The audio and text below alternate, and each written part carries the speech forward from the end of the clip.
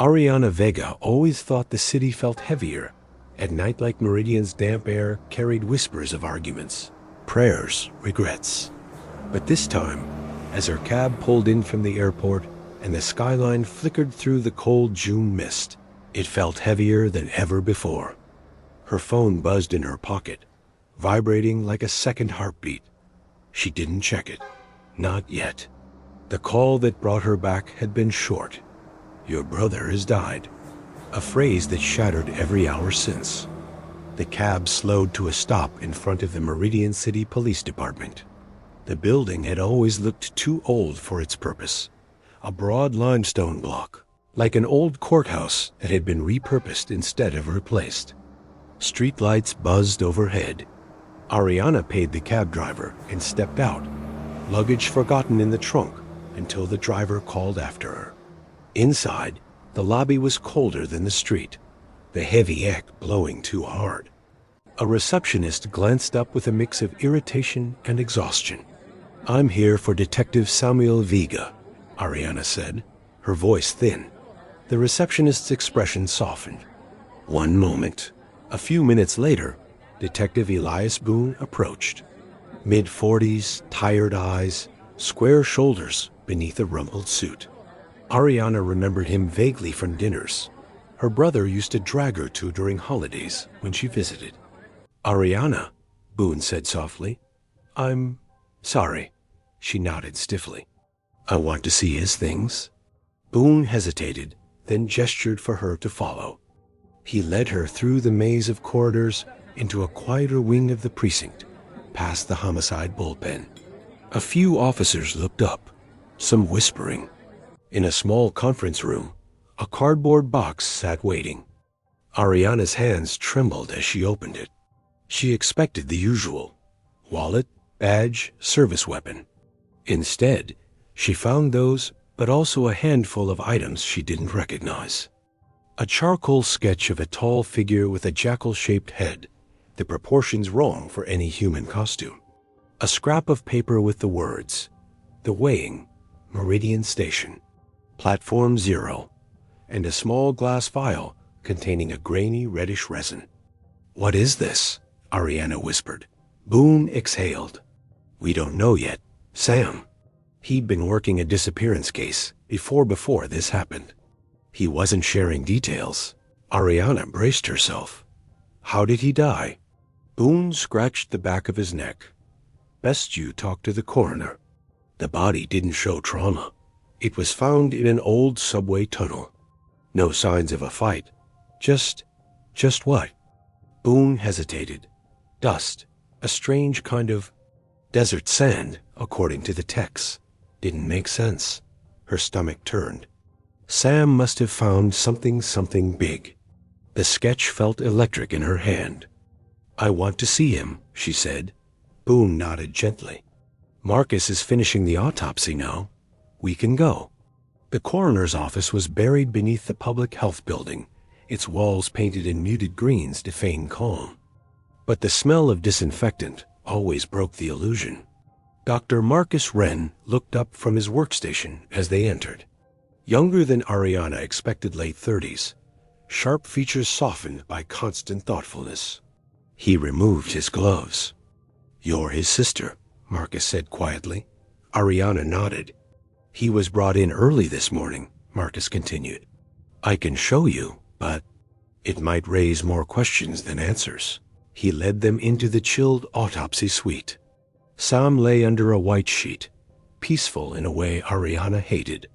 She approached, brushing her fingers across his forehead. His skin felt strangely dry, as if exposed to heat. Something powdery flaked against her fingers. "What is this?" she asked. Marcus folded his arms. "A dusting of a resinous substance, chemically similar to balms used in ancient funerary rites. It's unnatural to find on a modern body."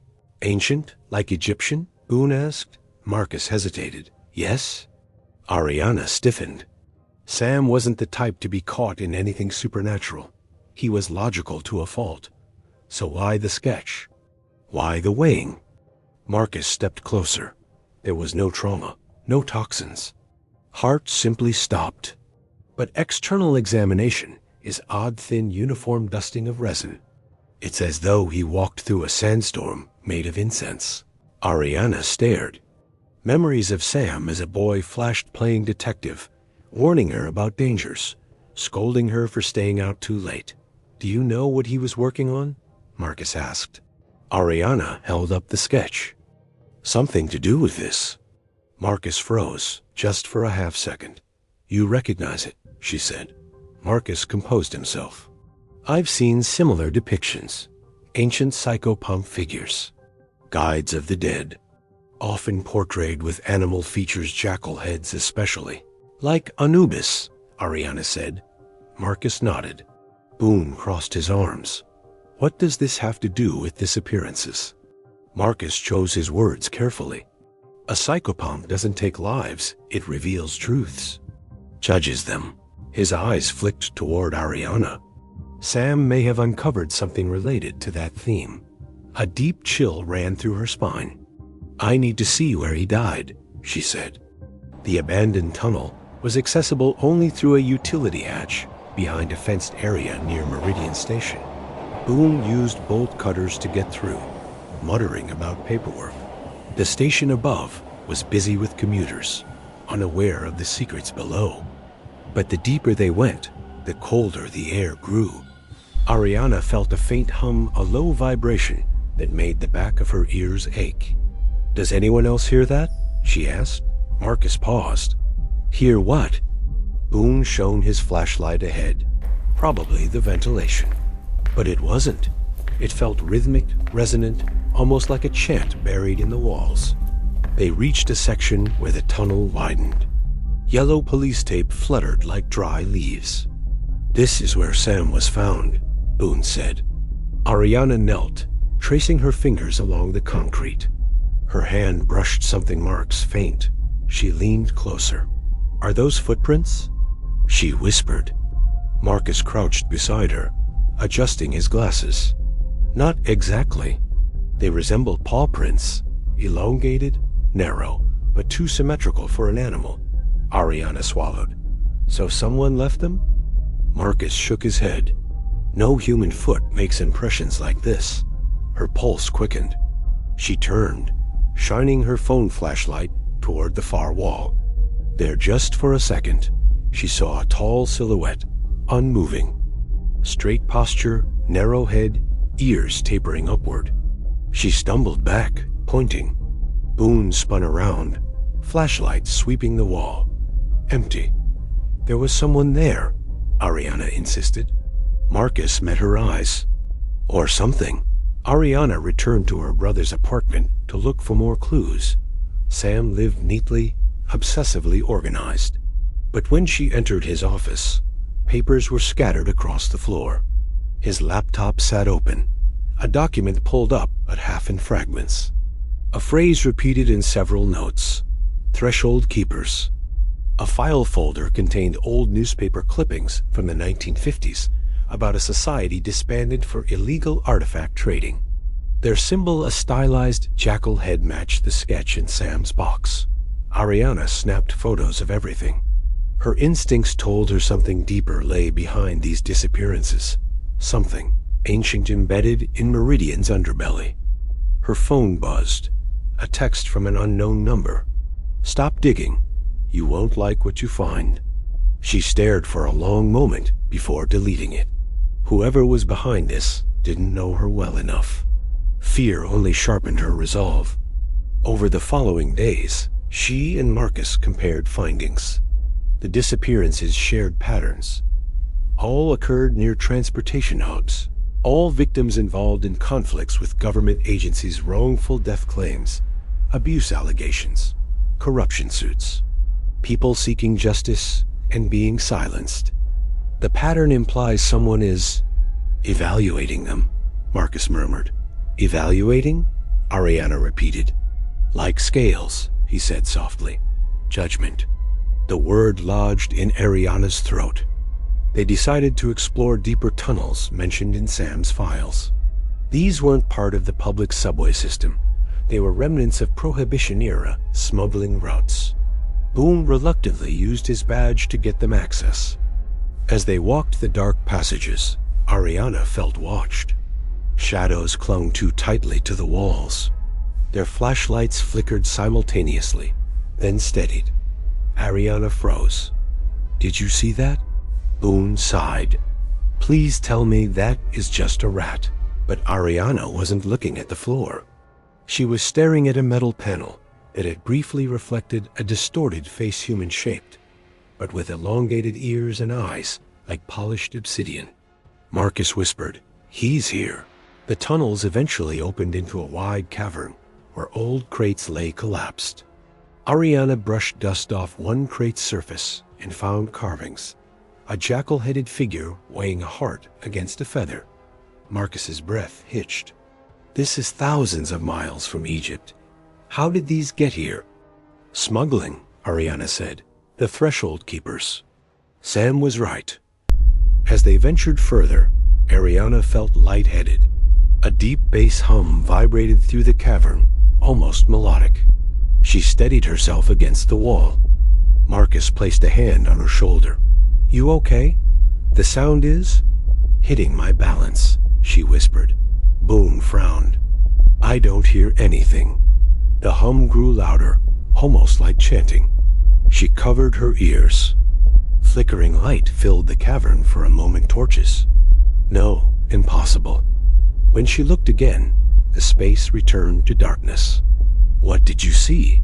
Marcus asked softly. "Nothing that should exist," she said. They found a locked iron door, rusted but still functional. Boone pried it open with a crowbar. Inside was a chamber lined with murals, half faded, half burned away. They depicted humanoid figures kneeling before a tall being with a jackal head. Marcus stepped forward, transfixed. "These are funerary rites, but adapted, Americanized. Someone here was trying to summon or invoke a psychopomp figure." "Why?" Boone asked. Marcus hesitated. "For judgment." Ariana felt cold air gather behind her. She turned instinctively. At the chamber's far end stood the silhouette, still, patient, taller than any human. She saw only the outline-long limbs, narrow head, curved back. But as the light hit it, the shadow sharpened into unmistakable jackal ears. Boone raised his weapon. "Don't move." The figure vanished. Not fled, not stepped away. Simply ceased to exist where it had been. Marcus grew more distant that night. As Ariana walked him to his apartment door, he paused. "Ariana, there's something I never told you," he said. She crossed her arms, sensing the weight in his tone. "Years ago," Marcus continued, "I helped catalog items from an illegal dig site. Items tied to a forgotten cult, obsessed with judgment between worlds. I thought it was superstition. But here now, it feels like those rituals resonate again. Your brother may have found a link." Ariana frowned. "Why didn't you tell me sooner?" "I didn't think it was relevant," Marcus admitted. "But the entity we saw, it's not malicious. It's fulfilling a role." She stepped back. "What role? Killing innocent people?" Marcus shook his head. "Maybe they weren't innocent," Ariana glared. "Don't justify this." Later that night, Marcus disappeared. His apartment was left open, lights on, a half-translated manuscript on his desk. It described rites of weighing the soul with symbols that matched Sam's notes. A single phrase on a loose page chilled her. "If the city forgets justice, the walker will remember." Ariana and Boone descended into the deepest tunnels to find him. The air smelled like old incense, sweet, earthen, ancient. The hum returned, stronger than before. Boone gripped his flashlight tightly. "I swear, Vega, if this is some viral prank." Ariana raised a hand. "Listen." The hum shaped itself into rhythm. Footsteps? No. Heartbeats? No. Something deeper. The tunnel ended in a large chamber Ariana had never seen on any map. In its center lay a mummified corpse, modern clothes tattered around it. Boone swore. Ariana touched the fabric. It was covered in the same reddish resin as Sam's body. "That's impossible," she whispered. Before Boone could respond, the chamber darkened. A shape stepped from the shadows. The Watcher. It didn't approach aggressively. It simply stood, observing. Its eyes glinted with something: curiosity, intelligence, judgment. Ariana felt drawn. She stepped forward. "Ariana!" Boone hissed. But she couldn't stop. The entity lifted an arm, long and slender, ending in something like a hand. It gestured toward a secondary chamber. Torches flickered to life along the walls. The world seemed to shift, the chamber aging backward into stone, then returning to concrete as though two timelines overlapped. Ariana stepped through. Marcus knelt in the center, calm, peaceful. "Marcus!" she cried. He lifted his head slowly. "It's okay, Ariana." The Watcher stood behind him. It placed one hand near his chest, not touching, but hovering above. Behind them shimmered the faint outline of scales light refracting into two balanced plates. Ariana's breath caught. Marcus whispered, "Everyone must be measured." "Measured for what?" she demanded. He smiled sadly. "For truth." The chamber shuddered. The walls blurred. Boone grabbed Ariana's arm. "We need to go."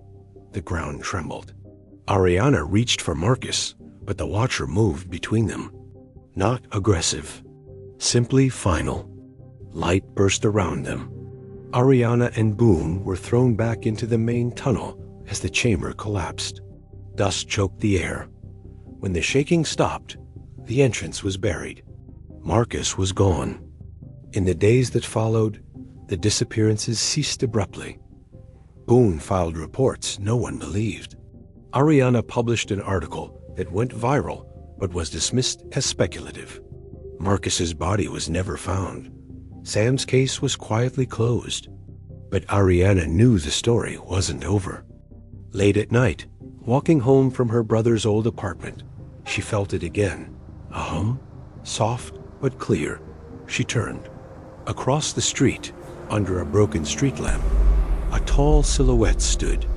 Long ears, narrow head, perfectly still, watching her. When she blinked, it vanished. She returned home shaken. On her desk lay a page she had never seen before, Marcus's handwriting unmistakable. "Judgment is never finished. The city is full of souls seeking their measure." Ariana pressed the page to her chest. The hum returned, deep and resonant. The lights in her apartment flickered in unison. Something shifted in the corner of the room, just a shadow, maybe. Or ears tapering upward. She didn't move. The city never truly slept. And neither, she realized, did the Watcher.